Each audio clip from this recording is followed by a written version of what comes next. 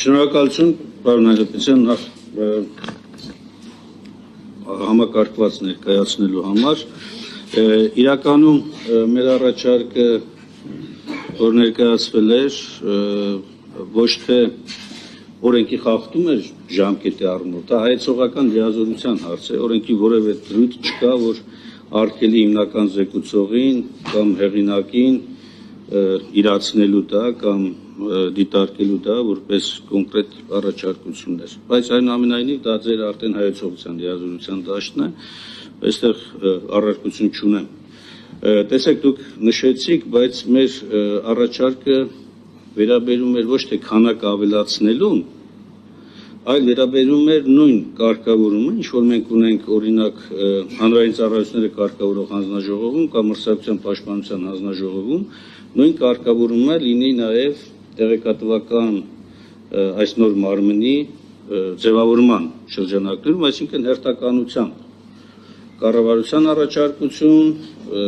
իշխող խմբակցության առաջարկություն եւ ընդդիմադիր խմբակցության։ Հիմա ձեր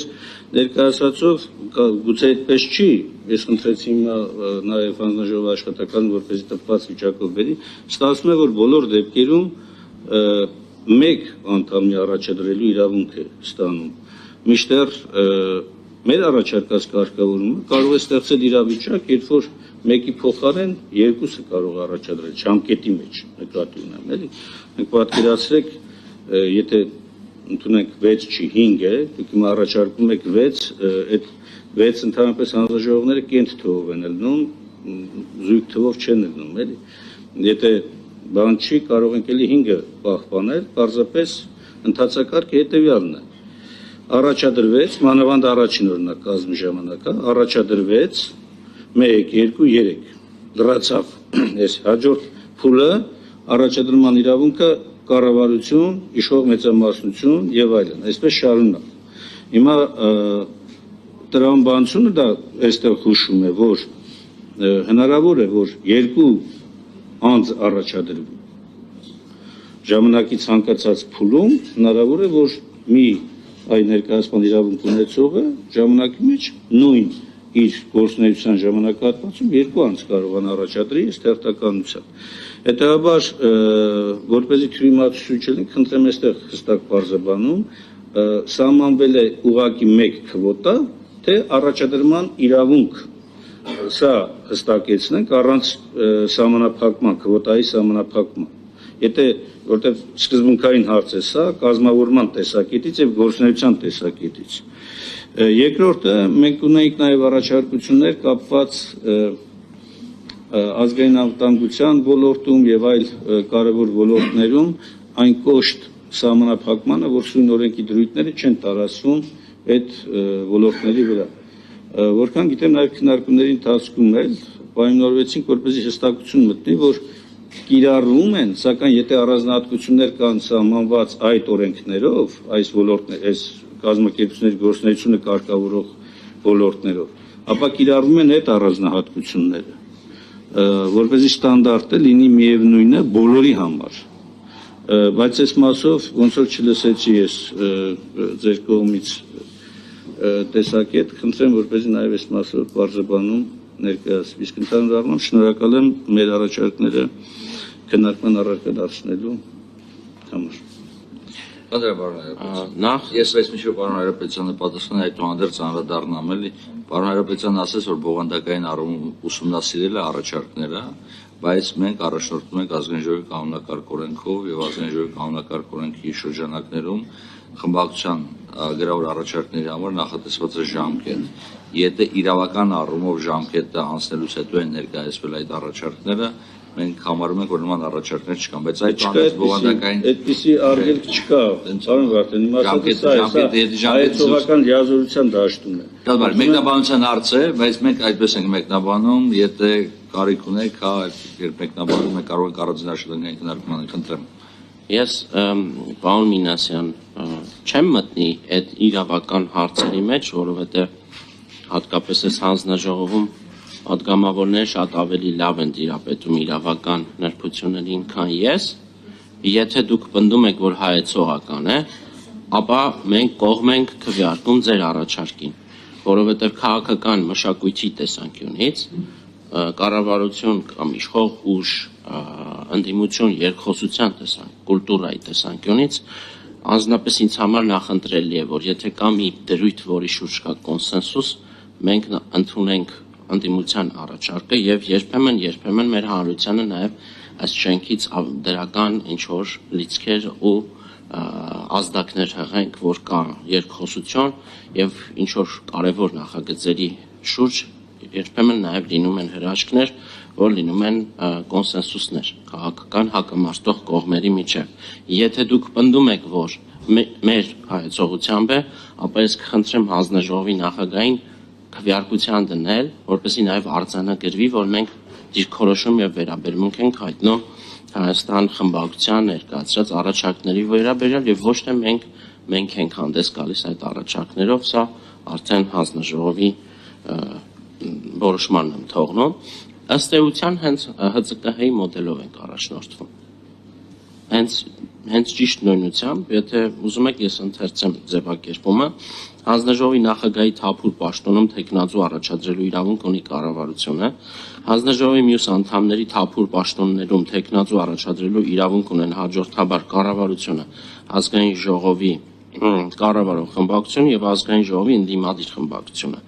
Ընդ որում, եթե ազգային ժողովի կառավարող կամ ընդդիմադիր խմբակցությունները մեկից ավելի են, ապա ազգային ժողովի կառավարող կամ ընդդիմադիր խմբակցությունները հանձնաժողովի անդամի համապատասխան թափուր պաշտոնում առաջադրում են նախապես համաձայնեցված մեկ միասնական տեխնազու։ Կառավարությունը հանձնաժողովի անդամների տեխնազուներ առաջադրելիս պետք է առաջնորդվի առավելագույնս տարբեր մասնագիտական կարողություններով եւ այսպես շարունակ։ Այսինքն այս մասով ձեր մտահոգությունները փարատված են եւ ճիշտ նույնությամբ այդ մոդելն ենք մենք նախատեսում հենց այս մարմնի համար։ Ինչ վերաբերում է առաջին հոդվածին վերաբերող առաջարկների մասով, ասեմ, որ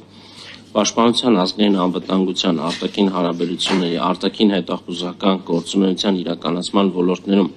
օրենքի պահանջները չեն տարածվում այն հիմնավորմամբ, որի սկզբանե օրենքը մշակելիս մենք կարգավորման մի այնպիսի մոդել ենք ընտրել, որ հնարավորություն է տալիս մասնավոր հատվածին բացահայտ եւ անվտանգ եղանակով կիսվել կիբերմիջադեպերով վստահելի միջավայրում եւ առանց պատժիչ հետևանքների նկատմամբ վախի։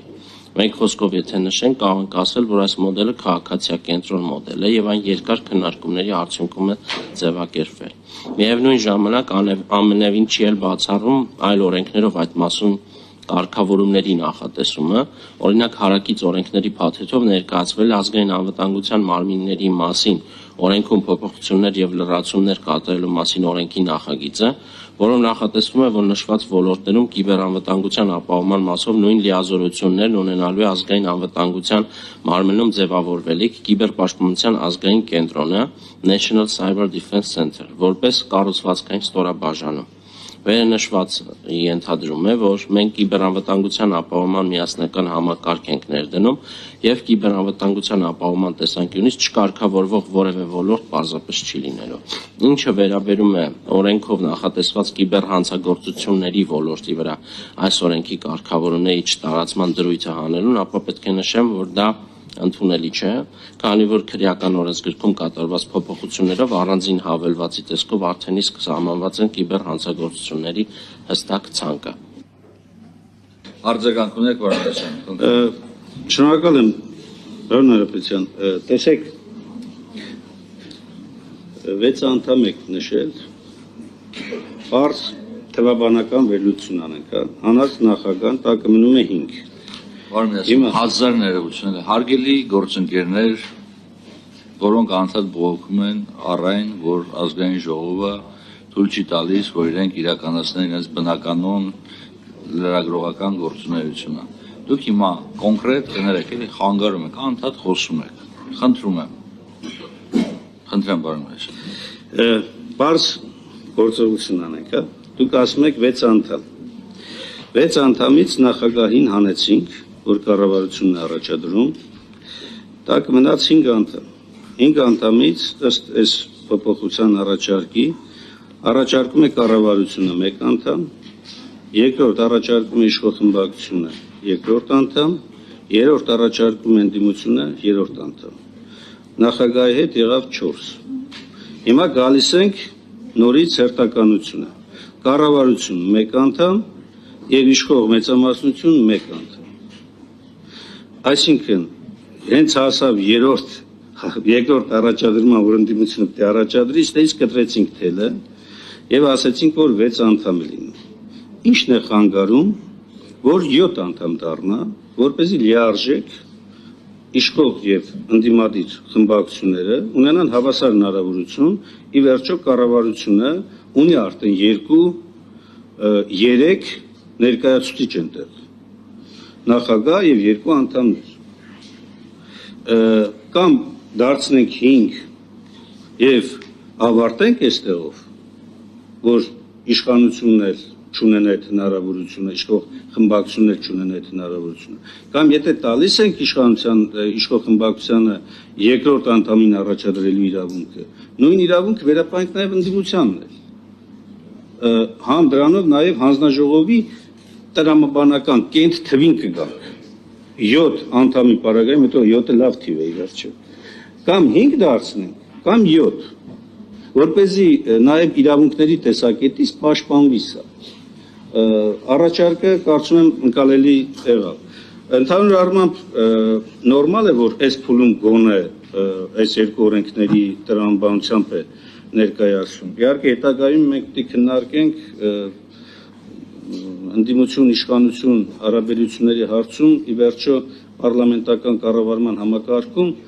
փոխադարձ զսպման համակարգը ոչ թե գնում է կառավարություն պարլամենտ, այլ իշխանություն ընդդիմություն հարթության մեջ։ Ի վերջո կառավարությունը մեծամասնության վստահությունը վարող թիմն է։ Չի կարող էլի մեծամասնությունը պարլամենտում լինելով հակակշռել կամ զսպել իր թիմին։ Այստեղ զսպման համակարգը պետք է գործի պարլամենտում, ընդդիմություն, իշխանություն, կամ իշխանության խմբակցություն փոխադարձ զսպումների համակարգով։ Հետաբար սա տրամաբանական կարող է լինել, եթե միջև քվեարկությունը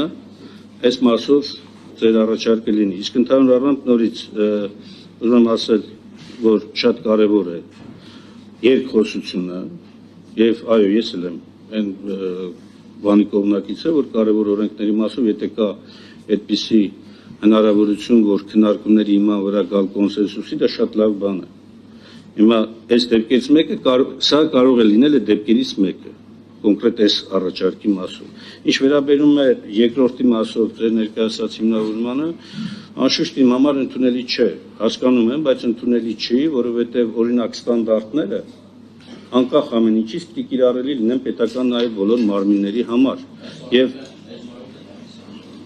հիմա այդ կոնկրետ այդ դրույթը ինքը խնդրահարույց է դարձնում ստանդարտների կիրառման տեսակետից։ Եթե խնդրահարույց չի դարձնում, խնդրեմ պարզաբանում այս մասով ավելի հստակ, որովհետև տպավորությունը, որ այս կիբեռանվտանգության մասին օրենքի հոդվածները, կարգավորումները, բոլորը խոսք չի գնում մենակ պետական մարմնի կարգավորման տեսակետից, վերահսկողության տեսակետից, այլ ստանդարտների, այլ գաղտնիության օրինակ պահպանման այլ կանոնների, որոնք ստանդարտների ներքո կարող են շատ ավելի լայն լինել, քան զուտ միայն առանձին օրենքներով կարգավորումներ։ Սա է առաջարկի իմաստն ու տրամաբանությունը, որն եղել է։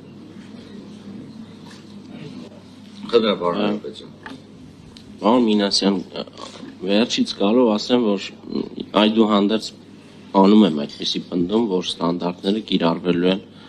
բոլոր մարմինների վրա եւ այն կենտրոնը, որի մասին նշեցի, կիբերպաշտպանության ազգային կենտրոնը հենց այդպես էլ առաջնորդվելու է, այսինքն այդ լիազորությունները ամբողջությամբ ունենալու է եւ գործելու է այդ ստանդարտներով, իսկ նոր ձևավորվելիք մարմնի անդամների տեխնացուների ընտրության կարգի հետ կապված ասեմ, որ ես էլ եմ կողմ, որ 7-ը լավ թիվ է, բայց ավելի մեծ թվեր էլ կան, որ էլի ինձ դուր են գալիս, բայց դա չի նշանակում, որ մենք կարող ենք այսինքն դիտարկել անընդհատ ավելի մեծացնելու հնարավորությունը եւ ես ասեմ, որ գուցե հանձնաժողովը ինքը որոշի 6 թիվը սահմանի, թե պահպանի 5 թիվը։ Մեր մոտեցումը հավատացնում եմ ձեզ չի եղել, որ երկրորդ փուլով ընդդիմության ինչ-որ բան սահմանափակել։ Կառավարության դուք շատ խորացաք իրականում։ Կառավարության ներսում այդ վարժությունը չի արվել։ Կառավարության ներսում դիտարկվել է ձեր առաջարկը եւ հնչել է առաջարկ, որ